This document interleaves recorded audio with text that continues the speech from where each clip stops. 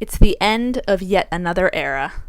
Not a great era, but it's the end of an era. End of an era. Officially, Vlatko has stepped down. That's going to be what we're going to talk about. Obviously, the World Cup is still going on.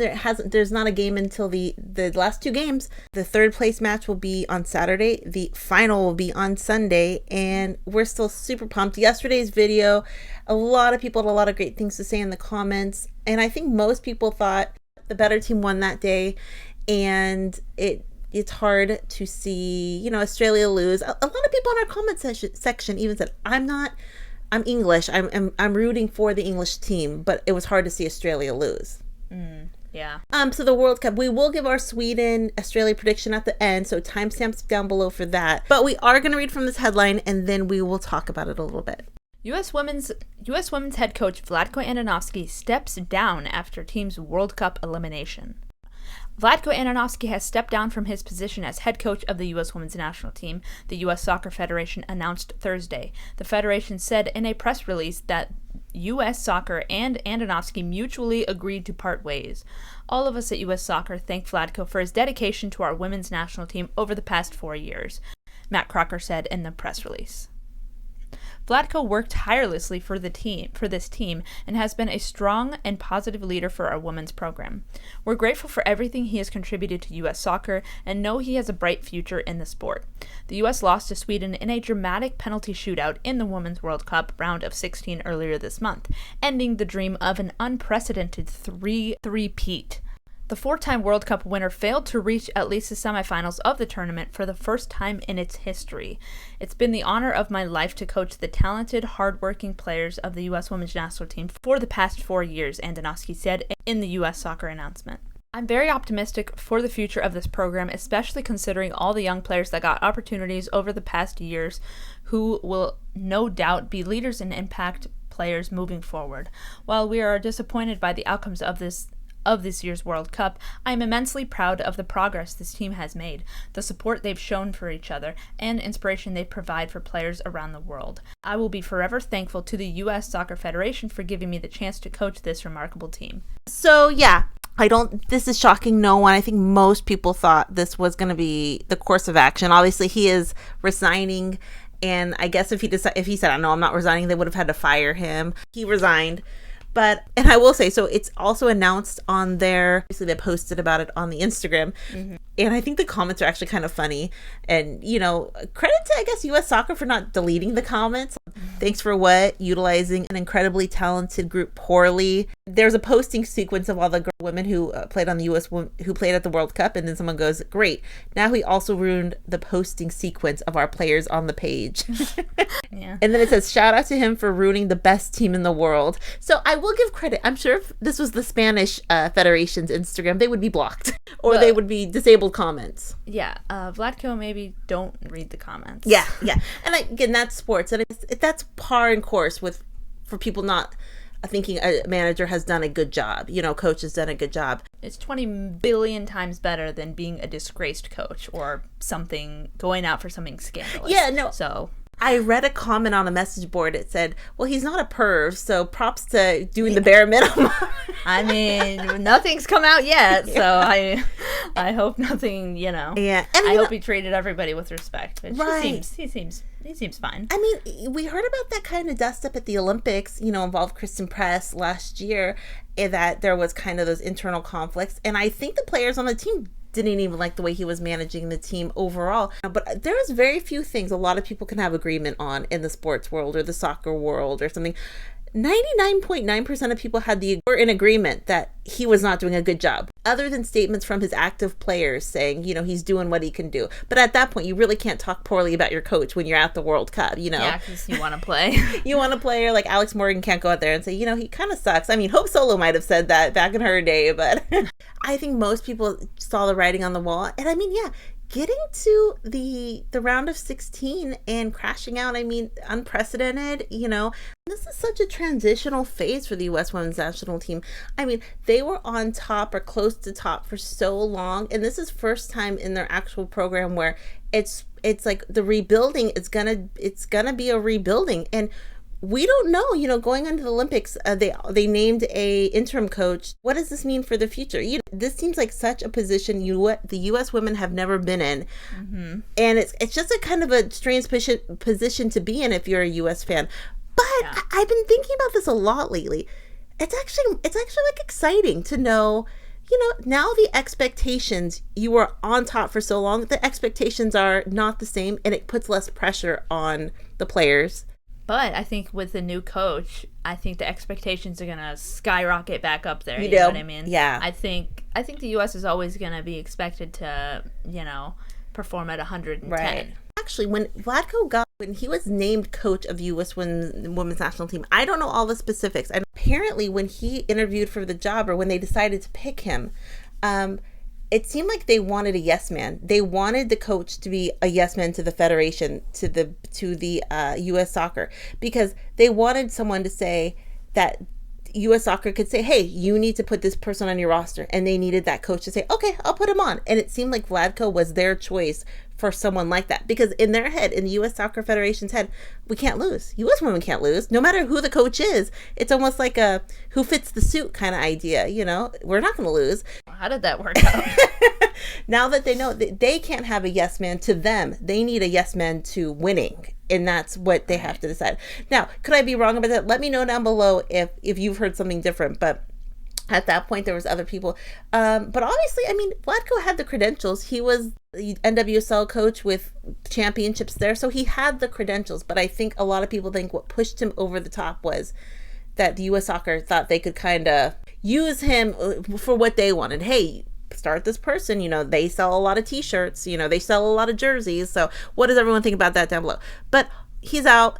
It's over. I do think it's an exciting time for U.S. soccer, even though a lot of people say this, because this is what I say. You can't get any more lower/depressed than this. But anytime you say that, you could always go down a little bit more. You know what I mean? Yeah, that's true. Because they already qualified for the Olympics, so that is major. Canada has not qualified for the Olympics. So some people are actually saying Jamaica could go in there and take the spot from Canada. Because they've been so, you know what I mean?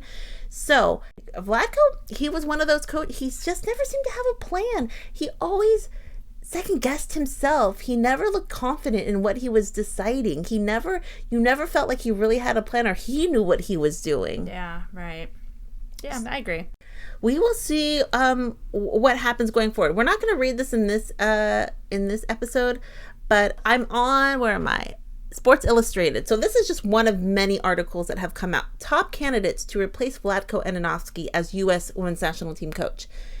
And apparently, U.S. is hell-bent on trying to get Sarina Wiegman. Like, hell-bent on getting her. I bet. A mastermind. Yeah, she wins. She wins a lot.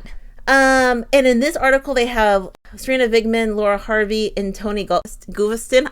I know I say his name wrong, but he is the Australian coach. When Vlatko was named coach, a lot of people thought Laura Harvey should have been the coach. Should have been named coach. But then didn't she say she didn't want to do that? I don't know. The only thing she started coaching like U20s or U17. Yeah. And apparently I saw a pundit talk about it. Her winning record at the youth level was not stellar. So that was one reason why maybe it shouldn't be her. Then it's not in this article, but I keep hearing Emma Hayes. Oh. And Emma Hayes would be great. One thing that's great about Laura Harvey, she knows America. She's lived in America for a long time. She knows the culture. Because that's another thing we hear about.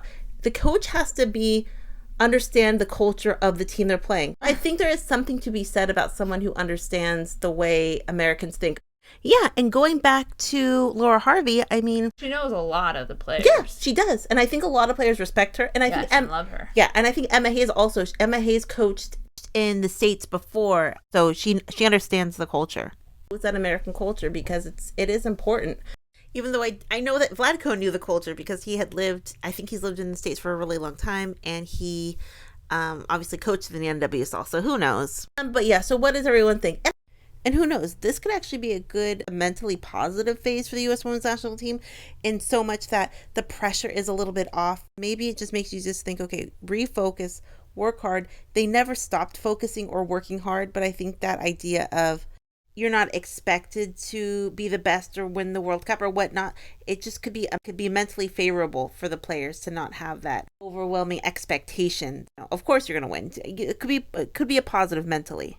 Okay, so back to Vlatko in particular. I just think a lot of people thought he just didn't have any great strategies for the national team. Like he did not have a good grasp on what he wanted to do.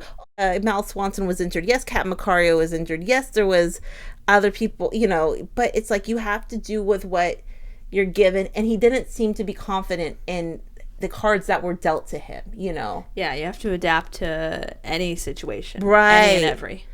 And I think a lot of players felt guilty about letting the team down, and a lot of the players after the World Cup did leave messages on their Instagram. We're not going to read them, but a lot of them just said, Alex Morgan, Lindsey Horan, Sophia Smith. A lot of players just said, lost for words, what's happened, we're going to come back. I'm thankful to all the fans for supporting. But Kelley O'Hara, she put a message. And okay, I'm going to have Sarah read it. Okay. I love this game so deeply, and when you love something deeply, you give it the ability to break your heart. I know that in sports, the outcome of a game is the accumulation of a million little moments. However, I was asked to do one job at the final critical moment, and I did not execute. For that, I am beyond sorry. To every person who has shared kind words with me, thank you. Your goodness has helped keep my heart from completely breaking. I am proud of this team for each player's courage, passion, and dedication. This is work that needs to be done. There always is, but the future is bright, and I will always believe in this team. Yeah, and I think, after she missed the PK, I think a lot of people thought that she was going to be hard on herself because she felt like she was a senior member that was brought in to do jobs, and based on this message, I think she feels like she let the team down. But she shouldn't feel that way. No, I don't think so. I feel bad that she felt like she really let the team down. Vlatko more let the team down than Kelley O'Hara. But Kelley O'Hara, I feel bad for her that I bet she's taking this really tough and really hard. But even Carly Lloyd said, she missed a PK, you miss PKs, a lot of people miss. Alex Morgan missed a PK at the beginning of the tournament. Exactly. Happens to almost everybody. Yeah, but I read that message from Kelley and I felt really bad because she shouldn't feel like she let the team down. So I did feel bad for her in particular because I think she feels guilty when she shouldn't. And absolutely not. Because, I hope she doesn't feel guilty. Everyone in the comments was like, don't, you have done so much for this program and so much for the team to feel guilty. But showing that you feel guilty, I also think shows how much it means to you as a person. Oh yeah, her post says it all. Yeah, so I did read that and I just felt bad because she missed a PK, and her one PK it's not because the team lost, you know what I mean? Yeah. So I love you, Kelley. Yeah, she's so competitive, and remember when she made the team, the call, it meant so much to her. But yeah, I did read that and I felt bad, and all the women who put the messages on Instagram. But we will see where we go from here. I actually think it's an exciting time. Because if you're not excited to see the future, then I don't want to be depressed about the future, you know what I mean? I'm just really excited about what the future is going to hold. So it should be interesting going into the Olympics next year because I think the pressure will be lower than normal. Then again, some might say no, it's going to be higher because you have to prove because you crashed out so early last year. Yeah, so I think it's going to be higher, much higher. You do? Okay. Yeah. What does everyone think? Next game is going to be Sweden versus Australia, and we're going to give our predictions right now. Who do you got? Sweden might win with one goal. Okay. Like difference. 2-1? Yeah. 1-0? Okay. 2-1, I think. This is going to be hard because remember, those were the teams I kind of were in my heart with that are going to win. Yeah, but I want Australia to win. Okay. I do. I think Sweden might win because Australia had one less day to prepare, and Sweden had an extra day. And okay, I think Sweden will win. I want Australia to win because Australia needs to get out. Australia needs another win at home. I think it'll be exciting for the Australian fans to have another win, even though it's the third place match. It will be exciting to be, hey, we came in third. That's pretty cool. Let's do some betting. Bets down below. No. I'm saying Australia is going to win. Okay. I like that. Yeah, I think they're going to win. What does everyone think? Questions, comments down below. What do you think? Who is your choice for the coach next time? Do you want it to maybe even be, someone more unknown, that isn't on the radar right now? I mean, okay. Questions, comments down below. We'll talk to everyone later. Have a great day. All right. Bye.